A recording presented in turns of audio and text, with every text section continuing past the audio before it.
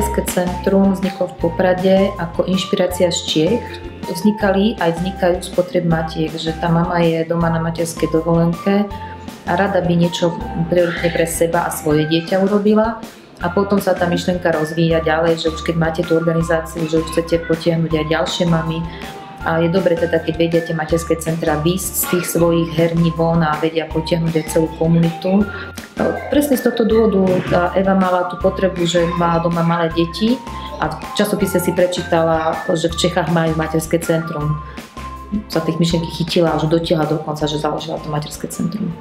99% materských centier nemá plateného zamestnanca a všetko je vlastne vykonávané na dobrovoľníckej báze. I keď my z pohľadu Únie materských centier by sme radi presadili, aby sa našli prostriedky aj na posilnenie tých pracovných síl v materskom centre, lebo ak materské centrum dobre funguje a chodí do neho približne 500 rodín, ako sme si robili prehľad, tak niekedy to už je naozaj nad síly tej mamy, ktorá je na materskej dovolenke a robí to ako svoj koniček.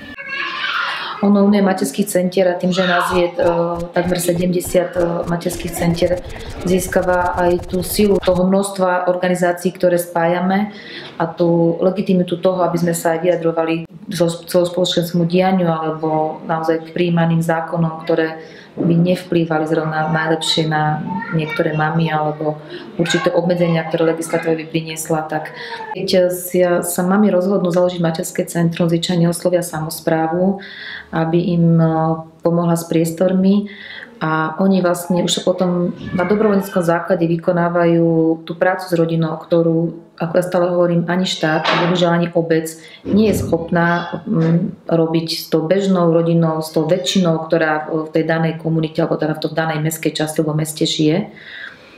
A preto je dôležité, aby bola dobrá spolupráca so samosprávou, pretože materské centra im robia veľkú službu a zároveň vychovávajú aktívnych občanov, ktorým nie je jedno, koho volia, koho majú vo svojom mestskom zastupiteľstve.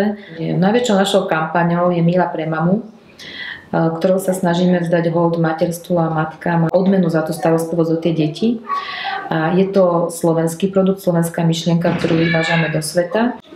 Začala pôvodne ako Guinnessov rekord v tlačení kočikov, ale keďže sme v medzinárodnej sieti materských centier, tak nás mami z Ugandy upozornili, že oni tam tie kočiky nemajú a že by prijali, keby to bolo také, aby sa mohli zapojiť aj oni. Preto sme vymysleli Milu pre mamu, preto tá medzinárodná dĺžková miera a s podtextom, že Milu si môže prejsť každý, či už v kočiku, či na rukách, v šatke, akokoľvek, aby sa mohol zapojiť. Napriek tomu, že sme medzinárodnou sieťou materských centier, každá krajina má tie materské centra trošku inak zamerané.